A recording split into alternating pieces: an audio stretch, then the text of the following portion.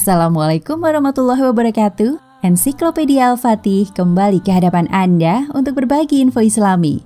Semoga menginspirasi aktivitas Anda hari ini. Dan jangan lupa klik tombol subscribe dan aktifkan notifikasi tombol lonceng agar tidak tertinggal berita terbaru dari Ensiklopedia Al-Fatih.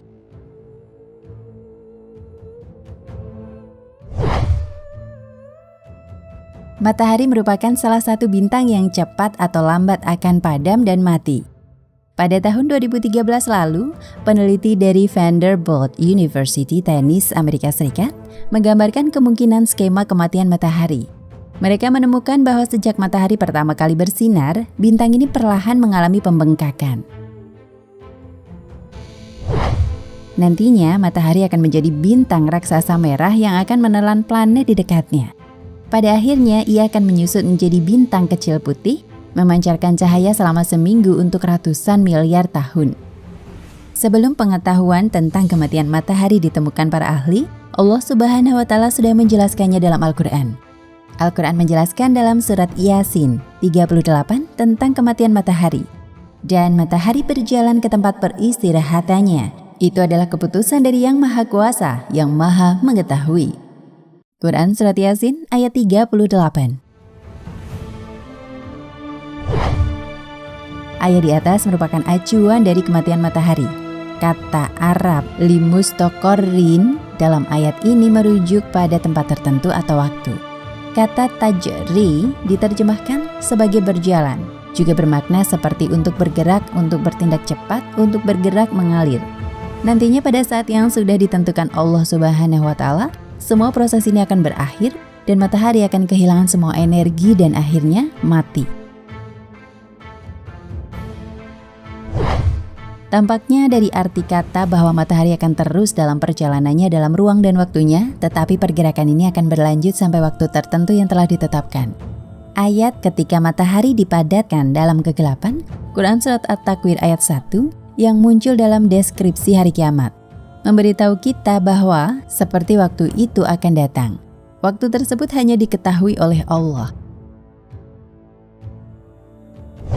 Kata Arab takdiru diterjemahkan sebagai keputusan dalam ayat tersebut. Termasuk makna seperti untuk membujuk, untuk menentukan nasib sesuatu, untuk mengukur. Dengan ungkapan dalam ayat 38 dari surat Yasin, kita diberitahu bahwa masa hidup matahari terbatas pada jangka waktu tertentu yang ditahbiskan oleh Allah. Allah lah yang meninggikan langit tanpa tiang, sebagaimana yang kamu lihat. Kemudian dia bersemayam di atas arsy dan menundukkan matahari dan bulan, masing-masing beredar hingga waktu yang ditentukan. Allah mengatur urusan makhluknya, menjelaskan tanda-tanda kebesarannya, supaya kamu meyakini pertemuanmu dengan Tuhanmu.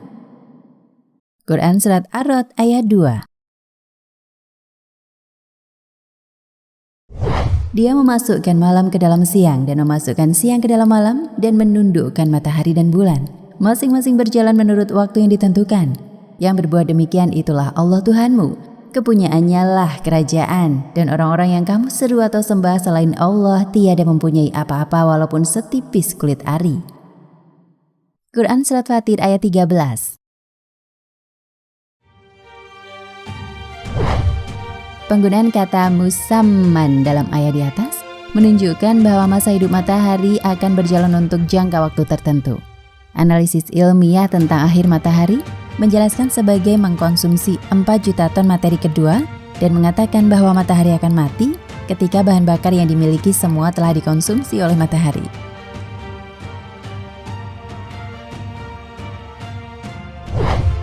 Panas cahaya yang dipancarkan dari matahari adalah energi yang dilepaskan seketika. Inti hidrogen berubah menjadi helium dalam proses fusi nuklir. Energi matahari dan karena itu hidupnya, sehingga akan berakhir setelah bahan bakar ini telah digunakan. Allah Maha Mengetahui kebenaran. Laporan berjudul The Death of the Sun oleh Departemen Ilmu BBC News mengatakan, matahari secara bertahap akan mati sebagai inti bintang ke dalam kehancuran. Akhirnya akan menjadi cukup panas untuk memicu atom lain menyusunnya menjadi helium.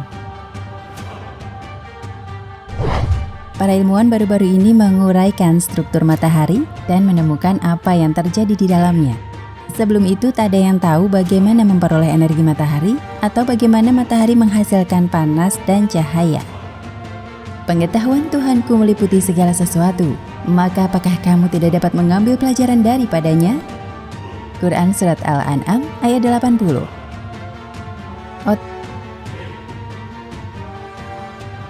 Nah pemirsa Ensiklopedia Al-Fatih, sampai di sini perjumpaan kita kali ini. Semoga menginspirasi.